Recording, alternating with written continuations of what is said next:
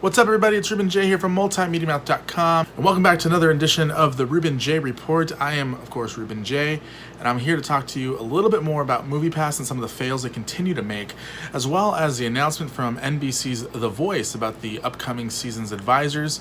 Again, this is the Ruben Jay Report. So let's jump right into the news. NBC has announced the new advisors for the 15th season of The Voice, and I gotta say, this is a huge season for The Voice. Now, let's start with Jennifer Hudson's return to The Voice. She left The Voice after season 13 in a kind of controversial way. She was not very well liked by the other judges or producers on the show, but they had a 2-season guarantee for her, so they had to bring her back for season 15.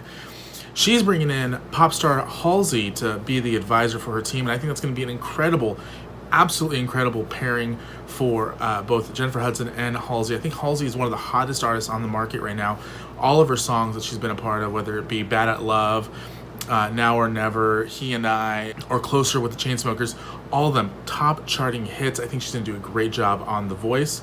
Adam Levine is bringing back original coach of The Voice, Mr. CeeLo Green. This is CeeLo Green's first time back in about 3 or 4 years back on the show. It'll be interesting to see how CeeLo integrates himself back into the show. CeeLo was one of my least favorite judges on the show, to be completely honest. Somebody who I didn't really have a connection to, and really somebody who I never really talked to. I mean, out of all the original judges for the show, he's the only judge I never actually spoke to in person. You can see some of my interviews with Adam, Blake, Christina Aguilera, Gwen Stefani, and many more in a playlist that will be linked at the end of the video. So I'll be really interested to see how Adam Levine and CeeLo Brown work together. Blake Shelton is bringing in former American Idol judge Keith Urban to help him out on his show. Now, this is going to be interesting because Keith Urban and Blake Shelton are both extremely funny coaches. Keith Urban's also one of the original judges of The Voice Australia, so it'll be interesting to see Urban work his way through the American version of the show. I'm excited to see more of the American Idols integrating into the show. I think it's great. We have Hudson, we have Clarkson, we have Keith Urban now, all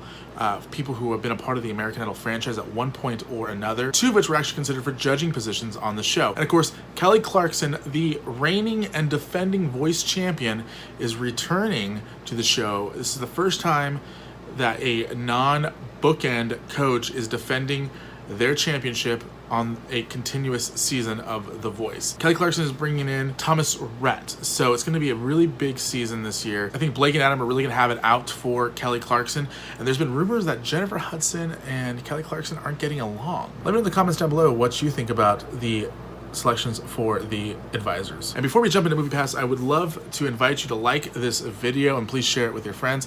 And of course, if you want to know more about everything that we talk about in today's video or any of the Ruben Jay reports, many times you can find full-length articles over at MultiMediaMouth.com. So feel free to click the links down in the description below. So MoviePass on August 15th will be changing their plans once again. Basically what's happening here with MoviePass is more things change, the more they stay the same. So previously there had been rumors and unofficial announcements that the MoviePass service was going to be bumped up to $15 a month for unlimited movies. We now are confirming that the price is staying at $9.95, but instead of unlimited movies, you're only allowed to go watch 3 movies a month. Let that sink in to you for a second. AMC A-List allows you to watch 3 movies a week for $20, plus you get 10% off concessions. So the AMC A-List is already a much better deal in my opinion. There are plenty other unlimited movie plans out there that you could really look into doing and getting that are around the same price, maybe a little bit more, maybe a little bit less, depending on what you want to do. So an email came out and said that on August 15th, 2018, they will be celebrating their 1-year anniversary of MoviePass's revolutionary price point of $9.95. We've experienced tremendous growth, and we know that at times the frequent changes to our service have been frustrating to you. But through it all, one thing's clear. We've gotten people excited about going to the movies again. Now, one thing that I would like to point out about this is they keep saying, they like to point out that they are bringing people back to the movies, or doing, there's a movie revolution going back, that there's a 6 to 10% increase in quarter 2 of 2017 to quarter 2 of 2018, that there's a 6 to 10% growth in people going to the movies. And yes, part of that is true. There is a big factor in, and by big, I mean out of that 6%, maybe 1% of it can be really attributed to MoviePass. You know, if it was like 50%, increase in the year, then I would be like, yeah, that's definitely a MoviePass thing. But this is becoming more and more clear that this is just a small portion of what MoviePass is contributing to the overall growth. So they say that they're growing more. Over last year, we've tried different things and discovered what our members love about our service: a low price point and the ability to go to more than 91% of theaters nationwide. We've also learned that people don't like about our service features like peak pricing and ticket verification. So basically, what this email goes on to say, they continue to toot their own horn for a little bit, but they say they go into the new pricing structure. So you get 3 movies a month plus a $5 discount to any additional movies. So it's still kind of a good deal. Now, the last update we had was that they were gonna limit the amount of big marquee movies that you could see in opening weekend. And they've just announced that they will continue to show most big major studio films with very few exceptions.